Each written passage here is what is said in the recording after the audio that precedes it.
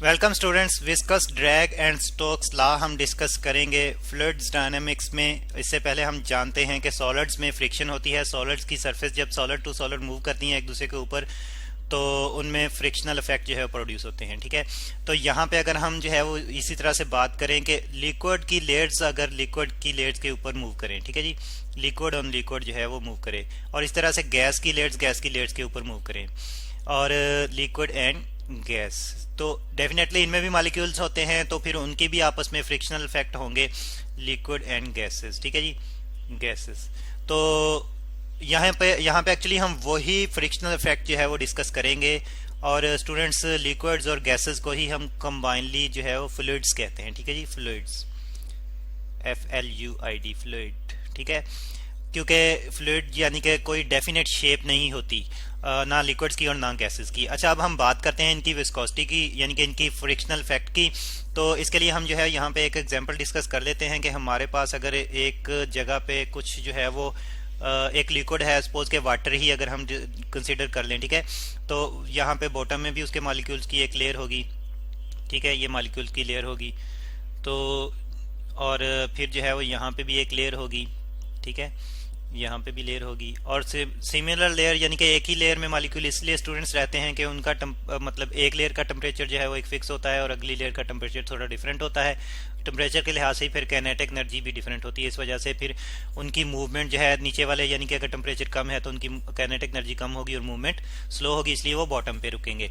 अब ऊपर वाले जो है ये जब मूव करेंगे, इनकी लेयर जब नीचे वाली लेयर के ऊपर मूव करेगी, ये हम मूवमेंट की बात करें, यानी कि फ्लो की बात करें। ठीक है, यहाँ पे वैसे तो आपको स्टैटिक नजर आ रहा है, लेकिन एक्चुअली हम फ्लो कंसीडर कर रहे हैं।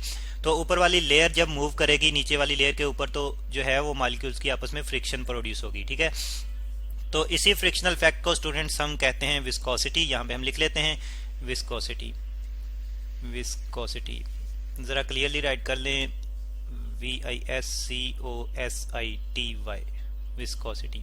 और विस्कोसिटी क्या है जी? हमने कहा कि ये फ्रिक्शनल इफेक्ट है। यहाँ पे लिख लेते हैं frictional, FRICTIONAL, frictional effect, frictional effect between को शॉर्टली हम लिख रहे हैं between different layers of different layers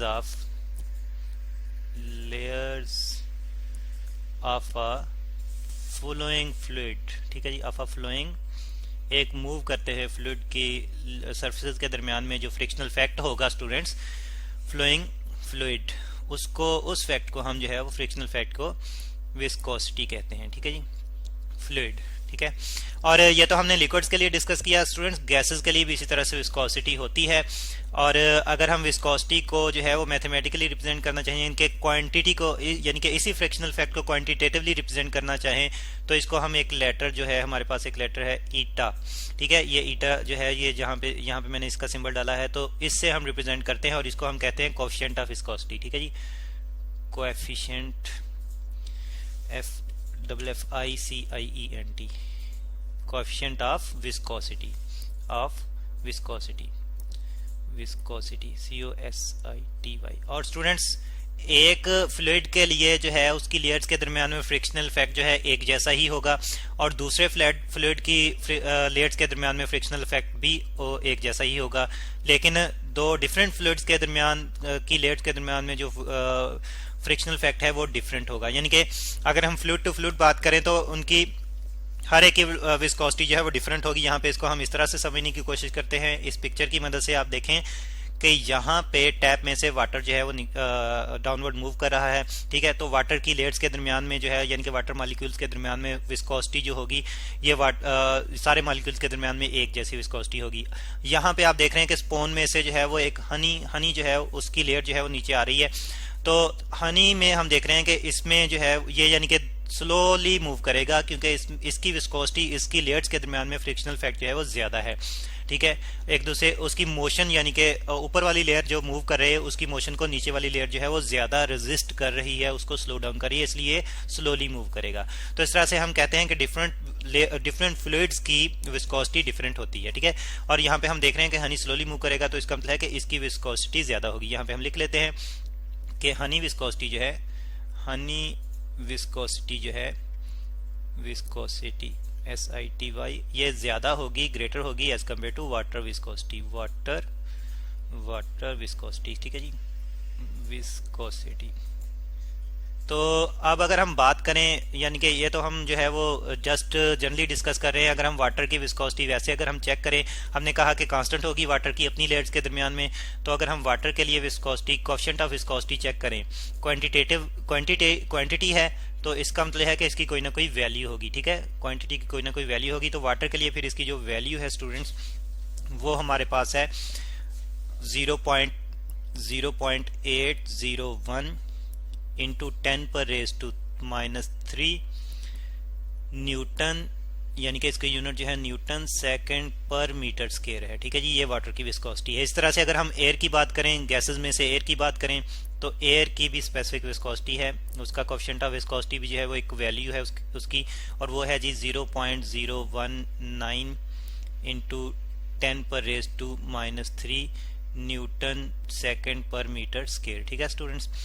तो इस तरह से हमने देखा कि फ्लूइड्स जब मूव कर रहे होते हैं तो उनकी लेयर्स के दरमियान में फ्रिक्शनल इफेक्ट प्रोड्यूस होते हैं, और उसको हम विस्कोसिटी कहते हैं और मेजर करते हैं हम कोएफिशिएंट ऑफ विस्कोसिटी की मदद से। अब ये तो हम फ्लूइड की आपस की मोशन की बात कर रहे हैं। क्या होगा जब एक फ्लूइड में से कोई और ऑब्जेक्ट जो है, सपोज कि अगर कोई सॉलिड ऑब्जेक्ट यानी कि अगर मूव कर रहा हो तो फिर क्या होगा स्टूडेंट्स? अक्सर आपने देखा होगा गाड़ी में, चलती हुई गाड़ी में से अगर आप हाथ बाहर निकालें तो आपको एक फोर्स फील होती है, ठीक है। तो एक्चुअली वो रेजिस्टिव फोर्स है, यानी कि एयर जो कि एक फ्लूइड है उसकी रेजिस्टिव फोर्स है। कार की स्पीड ज्यादा होगी तो आपको ज्यादा फोर्स फील होगी। उसी फोर्स को स्टूडेंट्स हम कहते हैं ड्रैग फोर्स, ठीक है जी, ड्रैग विस्कस या ड्रैग फोर्स। यहाँ पे हम लिख लेते हैं ड्रैग फोर्स, ड्रैग फोर्स, ठीक है। और फिर इसको हम डिफाइन करना चाहें, ये रेजिस्टिव फोर्स है, कब होगी यहाँ पे लिख लेते हैं हम resistive force, resistive SISTIV, resistive force, force किसकी होगी? फ्लूइड की होगी, of a fluid, of a fluid, FLUID, fluid. किस पे होगी? On a moving object, on an object, यहाँ पे on an object that tries to move, that tries to move through that fluid, ठीक है जी, थ्रू दैट फ्लूइड, ठीक है जी, through that fluid, ठीक है जी। तो इसको हम रिटार्डिंग फोर्स भी कहते हैं, क्योंकि ये स्लो डाउन करती है, अपोज करती है, मोशन को स्लो डाउन करती है, ठीक है जी, इसलिए हम इसको रिटार्डिंग या रेजिस्टिव फोर्स कहते हैं।